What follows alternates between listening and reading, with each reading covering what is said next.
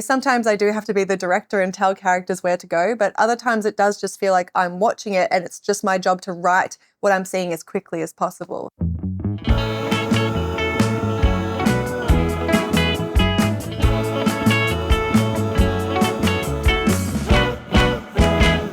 Hello, I'm Laura McCluskey. My book is called The Wolf Tree. It's published by HarperCollins and it is out now. Some of my favourite feedback that I've gotten from readers already is that it is half procedural, half gothic horror, which it's certainly not what I intended to write when I first started writing The Wolf Tree. In fact, I didn't actually realise that I was writing a crime novel until I sent it to an agent. I wasn't agented when I was writing it. So when I was pitching it out to agents, one came back to me and said, "This is a great crime novel." And I was like, "Is it? Oh, yeah, actually, that makes sense. When you put two detectives as your lead characters, that does in fact probably make it a crime novel." But the reason I didn't know that I was writing a crime novel is because it's inspired by an unsolved mystery that occurred in Scotland in 1900. So thrown off the west coast of Scotland is a tiny little island, and it was just a rock and a lighthouse. And 3 keepers would work in rotations of 3-month stints. And there were 3 men there, and their replacement crew came to pick them up, and they weren't there. And there were some kind of strange little circumstances. Some of their coats were missing off the racks. There was a meal set on the table that had been interrupted and a chair overturned. There were some strange things left in their logbooks that they were keeping, some strange observations about a very intense wind that was sort of pummeling the island, some strange behaviour from the keepers. And so when the crew came, they searched the entire island and couldn't find any sign of them. So I came across that story back in, I think, end of 2020, maybe the beginning of 2021, and it just stuck with me. It's told from the point of view of Georgina Lennox. So she's a detective inspector. She's known as George to everybody. That's how she introduces herself. Her partner is Richie, and he's in his late 50s. She's in her late 20s. So there's a bit of an age gap between them.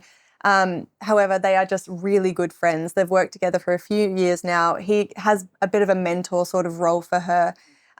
She sees herself as quite prickly and not all very friendly towards people. She thinks that she rubs people the wrong way, whereas he is just sunshine and lovely, and he's so good at small talk. It's his favourite thing to do. So it's that type of thing that I think you often see in romance novels. It's the sunshine or the grumpy trope.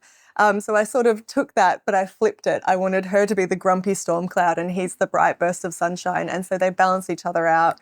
There's a line in the book where George says that she sometimes feels like a cold-blooded lizard on a rock, and Richie is the rock that heats up, he's the warm stone.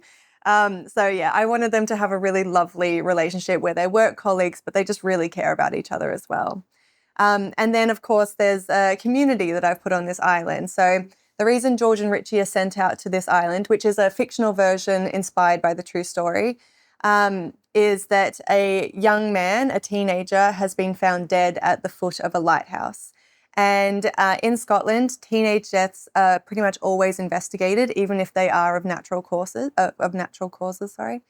And so they are sent out to this island, which is, in my world, the westernmost island in Scotland. Like the next stop is Canada.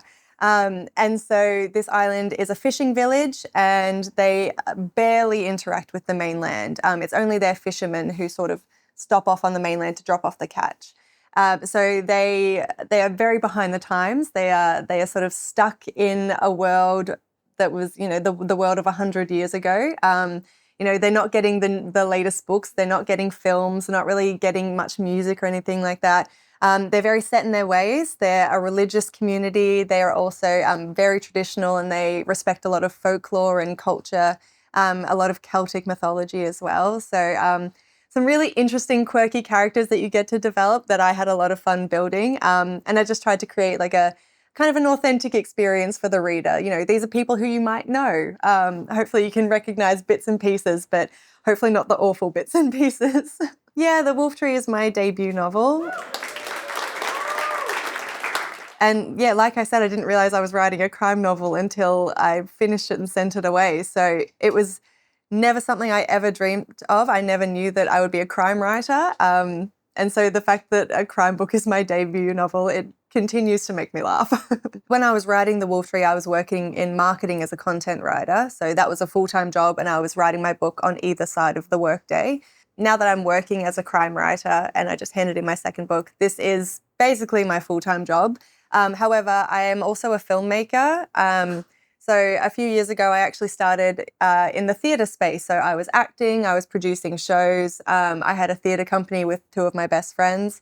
And then we were doing that all throughout the Melbourne lockdowns, which was just, I don't know how we did it. I just know that I used to fall asleep on the train a lot because I was just working incredibly long hours.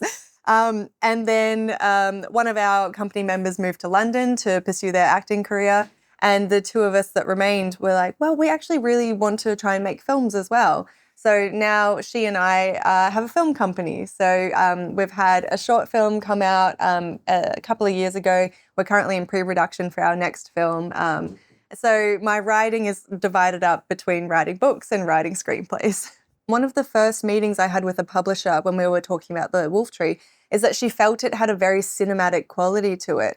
And that's not something that I intentionally did, but I think that might have been kind of a natural bleed across from writing for film as well. I think it also helps that when I am writing, I visualize things like they are playing out like a film in my head.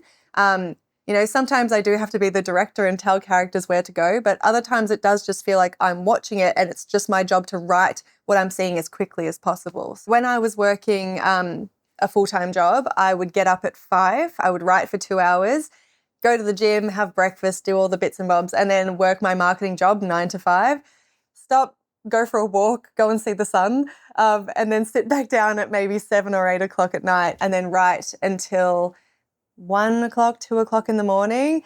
And it wasn't a healthy cycle. I can look at that in reflection. In hindsight, it probably wasn't the best for my health. But now that I'm doing this full time, I'm still adjusting to life as a full-time writer. I think I still feel a little bit guilty that suddenly I have this block of time that I could be writing. And so when I get distracted or when I procrastinate, I feel even worse. I think what works for me best is to maintain a schedule, which I'm still working on. I'm not perfect. But yes, trying to treat it like a 9 to 5 job is how I'm trying to structure my life going forward. But you also can't help the fact that sometimes inspiration strikes at 10 o'clock at night and you have to roll out of bed and do that. Or, usually it's when I'm on a run or like in the middle of washing my hair that I'll be like, oh, that's a great piece of dialogue, and I'll have to scramble for my phone and voice record something. And also I don't really have a favorite place to write. I kind of just like drift around the house, and wherever is a comfy spot to sit with my laptop is where I usually plonk myself down and write. So the question is, what was the biggest writing disaster you've had? And I think it's probably every writer's worst nightmare working with a computer is that I've absolutely lost drafts just to the computer void. And it's that thing, Microsoft Word, they promise you that they auto-save things. And there's me going through 15 different autosaves trying to find this one paragraph that I felt so good about, that I knew that I wanted to keep, and it just disappeared. But then again, I know writers who deliberately delete entire drafts because they just want to rewrite what has stuck in their brain. I didn't feel as good about that. I didn't feel like I was going to learn a great lesson. I felt miserable, and I was Googling and communicating with Microsoft Word experts, and no, it's just lost. I think I tried to recreate that paragraph, but it was never as good as the one I lost. Being any type of creator in the environment, in the landscape that we're in right now, I think that people do feel a lot of pressure to comment on things that are happening in the social sphere and the political sphere. I think it's not just, and to a degree I do agree, I think it's not just enough to to output stories. I think if you have the ability and the power to weave a message into your work, maybe you should. And, that can be anything from, a nice moral, like, be kind to each other story, or it can be something as, commenting on the state of the world. I just know that in The Wolf Tree, I tried to establish that justice is not always black and white, that there are a lot of things that come into play in the context of why someone has done a certain thing. And I think that it doesn't serve any of us to go into any situation thinking absolutely yes or absolutely no. I think there's a lot of nuance, and you should ask a lot of questions and try to learn how other people think. I like reading a lot of different things. So I grew up reading fantasy. That was my favorite genre. I love the ability to get lost in completely new worlds. I have obviously started reading a lot of crime lately. Like I said, I didn't realize I was writing crime. So now I'm consuming as much as I can to see how other people write their stories. And then every now and again, I really love a good, the books that are all on the Stella Prize long list. I'm trying to read all of those at the moment. I'm also currently listening to the Lord of the Rings audiobooks. There's so much singing in them that the films really cut out.